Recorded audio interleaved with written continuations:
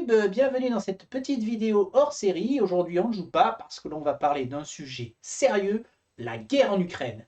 Non, je déconne. On va parler d'un truc beaucoup plus important, le crowdfunding. Pour ceux qui ne seraient pas sortis de leur grotte depuis quelques années, un petit rappel sur ce qu'est que le crowdfunding ou en bon français le financement participatif.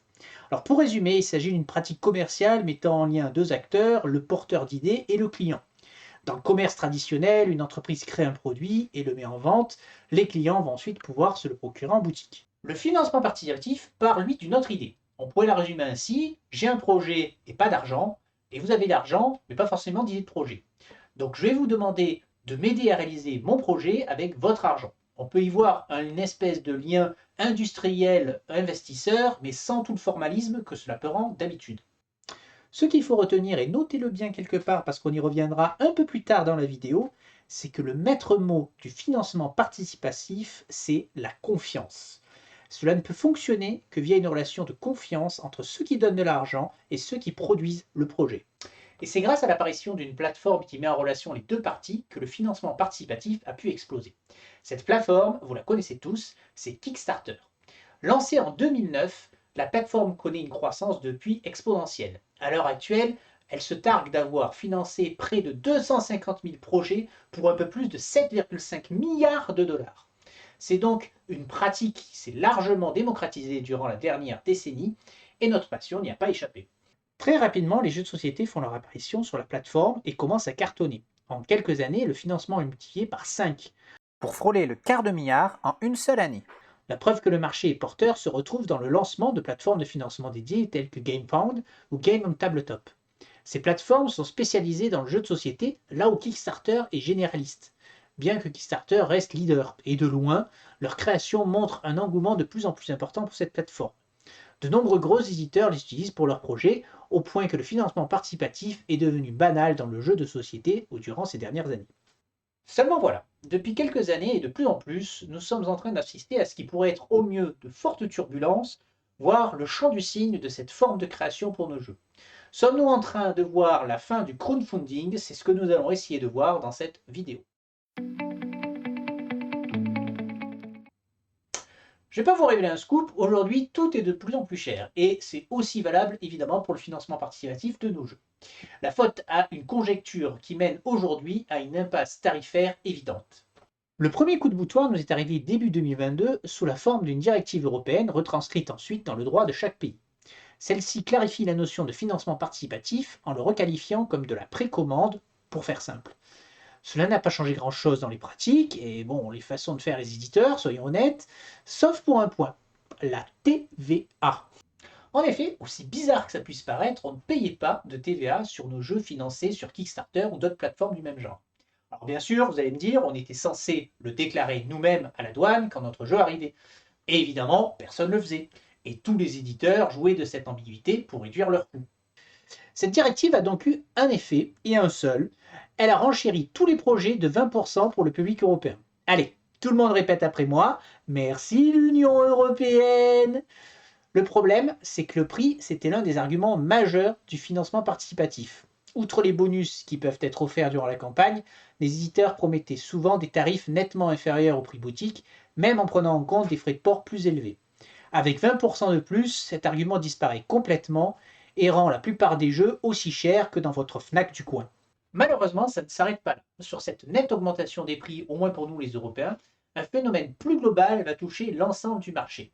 Coup sur coup, nous allons avoir la crise du Covid avec son lot de confinement et ses augmentations de prix de coûts de transport, et puis la guerre en Ukraine, ah tiens, on en parle, avec les sanctions qui vont être prises et qui vont renchérir le coût de l'énergie. Ces deux crises ont notamment renchéri le coût de transport depuis la Chine, faisant littéralement exploser les frais de port dans les gros projets.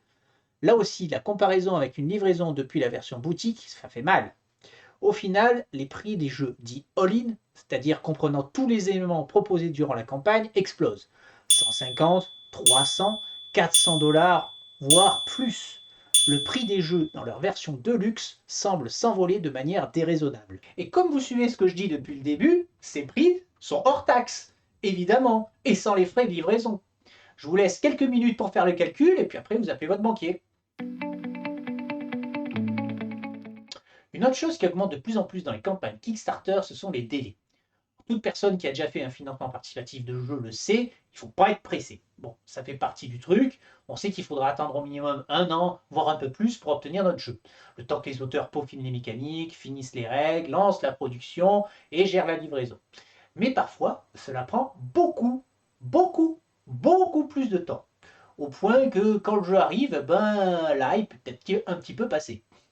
Je vais prendre un exemple personnel. En décembre 2020, Awaken Realms lance le financement du jeu ISS Vanguard. Une grande aventure spatiale en coopération. Bon, il n'en faut pas plus pour me décider, je me lance. Début janvier 2021, le jeu est financé et Awaken annonce au moins 1 an pour la version anglaise, auquel il faudra ajouter quelques mois pour la version française. Connaissant les gens de chez Awaken Realms, on parie donc sur une livraison pour Noël 2022 au mieux. 1 an passe et début 2022, le jeu est toujours en développement. Bon, ça commence à sentir un petit peu le sapin pour la fin de l'année, en tout cas pour les versions longues. Un éditeur en retard, bon, ça a rien de neuf, c'est pénible, on prend donc notre mal en patience. La production du jeu en VO est enfin lancée durant l'été et les premiers exemplaires sont livrés en septembre. Le jeu est enfin là. Enfin, si vous parlez anglais, parce que pour les autres, la longue attente continue. On apprend que la traduction vient d'à peine de commencer en novembre, rendant la production pour la fin de l'année assez improbable. AR annonce donc une livraison des versions françaises pour l'été 2023 dans un update suivant. Entre-temps, les anglophones ont déjà joué au jeu, fini la campagne plusieurs fois, et la VO se retrouve en vente dans les boutiques françaises. Certains auront même pu entrevoir le jeu à Cannes, au Fige, en février dernier. L'été passe, AR semble plus préoccupé par la production de la seconde campagne bonus, qui était censée être livrée 1 an plus tard, que par livrer le jeu de base traduit. Fin octobre, une nouvelle news est postée. Il semble que la production localisée ait eu un souci d'impression. C'est pas de chance. Arguant une recherche de qualité absolue, la production du jeu est donc relancée. Nous sommes aujourd'hui début novembre, à l'heure où je tourne cette vidéo, et j'ai toujours pas reçu mon jeu. Ça fait bientôt 3 ans, quoi. Les anglophones recevront bientôt la campagne bonus issue de la campagne, sans doute avant même que j'ai pu toucher au jeu de base. Nous n'avons aucune date de communiqué. Il faudra attendre sans doute début 2024 si l'on prend en compte les temps de trajet depuis la Chine, puis la livraison jusqu'à mon domicile. Quant à la traduction de la campagne bonus que recevront bientôt les anglophones, aucune idée de là où ça en est. Peut-être qu'il nous faudra attendre 1 an de plus, qui sait. Alors bien sûr, si je raconte tout ça, c'est pas seulement dans le but de pousser un coup de gueule bien mérité, tant la gestion médiocre d'Awaken est évidente. Bon, ça fait du bien, faut être honnête. Les joueurs non anglophones ne semblent pas être la priorité, et c'est un peu dommage par rapport au message que ça envoie, notamment aux consommateurs européens. À ce stade, j'ai envie de dire, nos euros valent autant que leurs dollars, n'est-ce pas? Alors bien sûr, c'est un exemple extrême. Toutes les campagnes ne subissent pas un retard aussi conséquent, mais il est regrettable que normalement, ce qui est source d'excuses, voire même d'un geste commercial, devienne ici la norme, sans que ça ne pose de problème à personne. Vous vous souvenez, au début de la vidéo, je vous ai dit de retenir un mot, confiance. Dans le financement participatif, tout repose sur la relation de confiance, et c'est d'autant plus vrai que le prix explose. C'est une chose de mettre 100 balles dans un jeu, et puis bon, si jamais il y a un problème, que la boîte fait faillite ou que le patron se barre avec la caisse, c'est pas agréable, c'est sûr, mais ça reste 100 balles. Quand on commence à faire des projets à 200, 300, 500 euros, la dose de confiance requise augmente de façon exponentielle. Par exemple, il ne me serait pas venu à l'idée de prendre ma table de jeu à plusieurs milliers d'euros sur un financement participatif. Malheureusement, cette confiance se voit entachée régulièrement de fraude et d'arnaques. Certes, pas souvent et ça reste assez marginal, donc non significatif, mais cette année, nous sommes passés au stade supérieur. Laissez-moi vous conter une histoire qui risque de devenir mythique. Mythic Games, c'est une société créant des jeux de société comme il y en a tant d'autres sur Internet. Lancée vers 2017, elle sort rapidement plusieurs jeux, suivis de plusieurs campagnes de financement qui se passent plutôt bien, leurs jeux étant assez intéressants et plutôt jolis.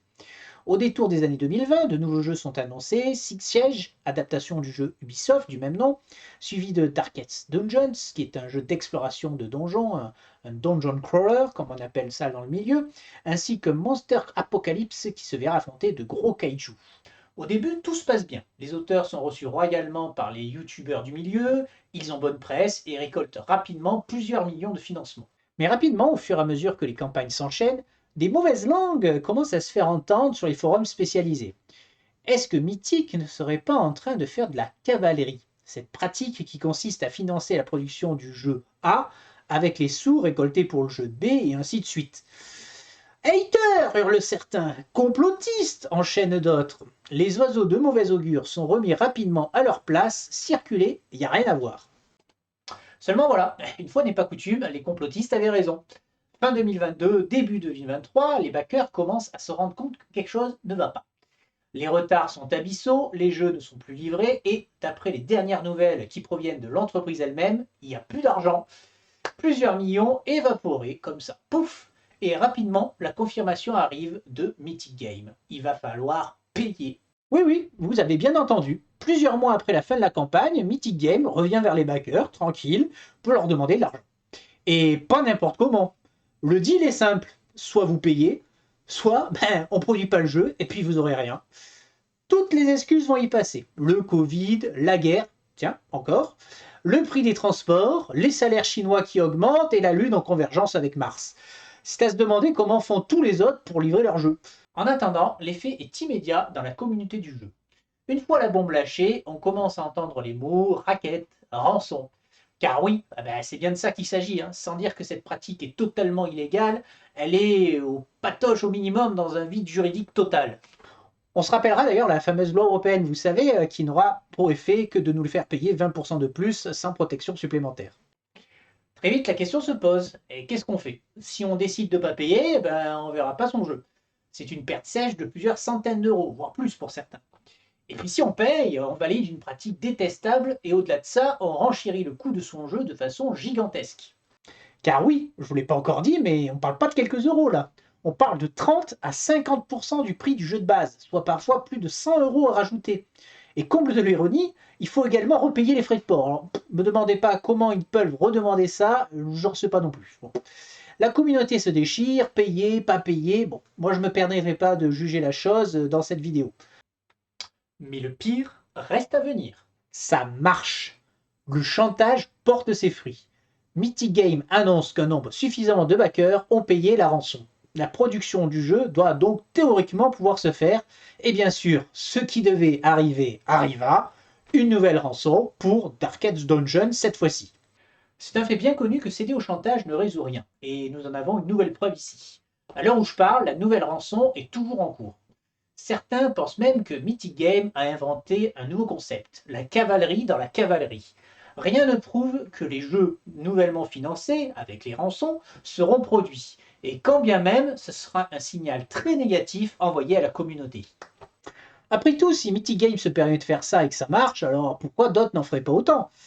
Et ça, c'est pas les excuses, enfin, je veux dire, les crises qui manquent sur notre planète. D'ailleurs, les gros acteurs du monde du financement participatif ne s'y trompent pas et commencent à grincer des dents. L'affaire Mythic Game, puisque c'est ainsi qu'on l'appelle désormais, risque d'entacher leur propre réputation et de diminuer grandement la visibilité et la confiance des joueurs. C'est donc avec beaucoup d'attention qu'il va falloir suivre cette affaire dans les prochains mois.